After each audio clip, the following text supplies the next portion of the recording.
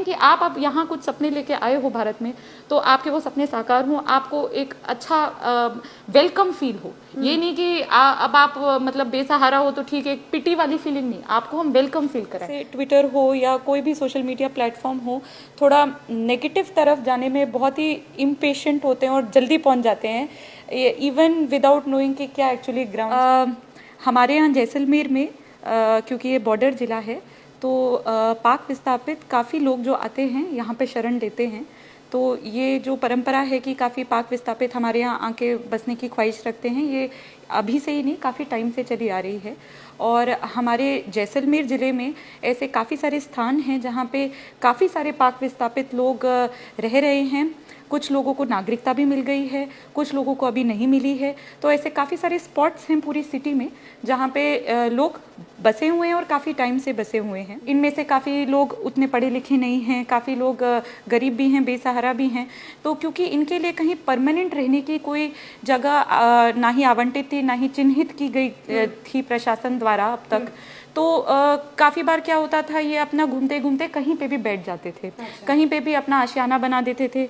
तो काफ़ी बार तो ऐसी जगह होती थी जहाँ पे किसी को आपत्ति नहीं होती थी। पर इस केस में जो कि अभी ये चर्चा में भी ये विषय आया, ये वो कुछ ऐसे स्थान थे जिसमें लोकल्स को काफ़ी विरोध था। अच्छा। तो हमें करीब 3-4 महीने से जो अमर सागर में वहाँ के लोकल लोग जो रह रहे हैं, जो कि मोस्टली माली समाज से हैं, उनका वहाँ पे बाहुल्य क्षेत्र है, तो उनके काफ़ी हमें कंप्लेंट्स रिसीव हो रही हैं। या आप मान लीजिए ऐसी जगह बैठ गए जो किसी और को आवंटित है, तो उसके अपनी डायनेमिक्स और प्रॉब्लम्स आ जाएंगी। तो ये देखते हुए 5 अप्रैल को पब्लिक नोटिस भी इशू किया यूआईटी ने कि अगर आप कोई ऐसे स्पॉट पे बैठ गए हैं जो यूआईटी का लैंड है और आप अगर इंक्रोचर हैं, तो आप अपना कृपया करके इंक्रोचमेंट हटा लें। और उसके तत्पश्चात कार्रवाई भी हुई थी अप्रैल में, और इन्हीं कुछ लोगों को वहाँ से हटाया भी गया था। परंतु हटाने के कुछ दिन बाद, क्योंकि ऑफकोर्स उनको उतनी समझ भी नहीं होती, उतने वो पढ़े लिखे नहीं होते, तो वो दोबारा वहीं आके बैठ गए और फिर से वही अमर सागर का जो लोकल्स का विरोध था वो वापस से शुरू हो गया और हमें शिकायतें वापस से शुरू हो गई। तो दोबारा इनका चिन्हीकरण किया गया, इनको वापस समझाया गया। पर जैसा कि हम भी समझते हैं कि उन्होंने अब कुछ अपना वहाँ टेम्परेरी सेटलमेंट बना लिया था, तो वो भी वहाँ से हटने के इच्छुक तो थे नहीं। प्रैक्टिकली ये प्रॉब्लम्स आती हैं, तो वो नहीं माने। और जो आपने फिर कहा 16 मई को क्यों बुलडोज़र चला, तो 16 मई को इतनी कार्रवाई बाद वो बुलडोज़र चला। तो अब क्या हुआ कि उन्हें भी नाराज़गी हुई कि हम वापस बैठे, प्रशासन हमारी नहीं सुन रहा। वहाँ अमर सागर वाले कह रहे प्रशासन हमारा वो अतिक्रमण नहीं हटा। तो बस मीडिया में खास करके लोकल मीडिया में तो इतनी पूरी समझ थी, क्योंकि लोकल मीडिया यहीं की है, तो वो तो ये मैटर समझ गई थी।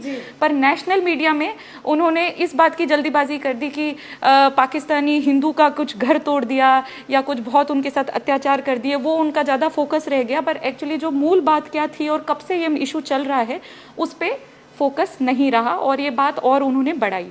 तो जब ये बात बढ़ी तो लोगों का जिनका हमने हटाया था, ऑफ कोर्स वो तो गुस्से में थे ही। उन्होंने अपने और भाई बंधु भी बुला लिए कि इन्होंने हमारे यहाँ से हटा दिया। मेरे यहाँ पे वो एक दिन बैठे भी रहे कि प्रशासन हमारी हेल्प करे, प्रशासन अब हमें हटा तो दिया पर अब हमारा क्या। तो एक दिन में, मतलब ये 16 को घटना हुई और 17 तारीख को ही, मात्र मेरे ख्याल से इवन दिन के 4 भी नहीं बजे होंगे, उसके पहले ही हमने इनके साथ टेबल टॉक करा।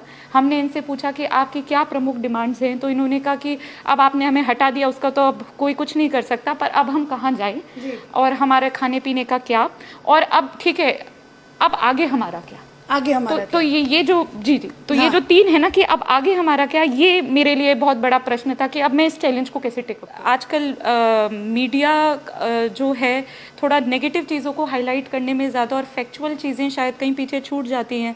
अब उन्हें हम क्या बताएं कि हम तो अप्रैल से नोटिस दे चुके हैं, और काफ़ी बार जब अतिक्रमण हटता भी है तो ऐसा नहीं होता कि कोई बुलडोज़र लेके खुद पहुँच जाता है। उसके पहले प्रॉपर प्रोसेस होता है कि चिन्हीकरण होता है, लोगों से समझाइश होती है, वो सारे पड़ाव इसमें हुए। हम उनके लिए भी उतने ही जिम्मेदार हैं। और जो उनका तीसरा था कि मैम अब हमारा आगे क्या होगा, हमारा क्या भविष्य है, हम पाकिस्तान से अगर आए हैं तो हम यहाँ कुछ सपने लेकर आए हैं, तो अब हमारा क्या। ठीक है, हम अतिक्रमी थे, आप भी अपने रूल से बाउंड हो, आपने हमें हटाया, पर अब हमारे लिए आगे क्या। तो ये हमारे लिए चुनौती थी, पर हमने इसको हेड ऑन लिया। मीडिया में ये इशू हाईलाइट भी हुआ, तो इसका ये तो एक इससे लाभ निकल के आया कि हमने भी इसको बहुत टाइम बाउंड फैशन में इस बात को लिया और इसको एक मिशन की तरह एक्सेप्ट किया, और हमने उनको कमिटमेंट दिया कि 7 दिवस में आपको हमने वहाँ से हटाया क्योंकि वो लैंड आपके लिए सूटेबल नहीं था, पर अब हम आपको सूटेबल लैंड देंगे। अब हमारा ये प्लान है कि अब जगह हमारी आइडेंटिफाई हो गई, अब यूआईटी द्वारा इस पे प्रॉपर एक कॉलोनी का प्लान बनेगा, जिसमें अभी जो करंट हमने 40 बीघास ज़मीन आइडेंटिफाई करी है, इसमें करीब 250 फैमिलीज़ 250 फैमिलीज़ को हम बसा सकते हैं, और हर फैमिली को 90 स्क्वायर मीटर का हम सोच रहे हैं प्लॉट साइज, कि उस हिसाब से हम प्लॉटिंग कर रहे हैं। तो ये मतलब ज़्यादा आपको डिटेल से बोर नहीं करेंगे, तो एक एडमिनिस्ट्रेटिवली एक हम एक प्रॉपर कॉलोनी प्लान बनाएंगे,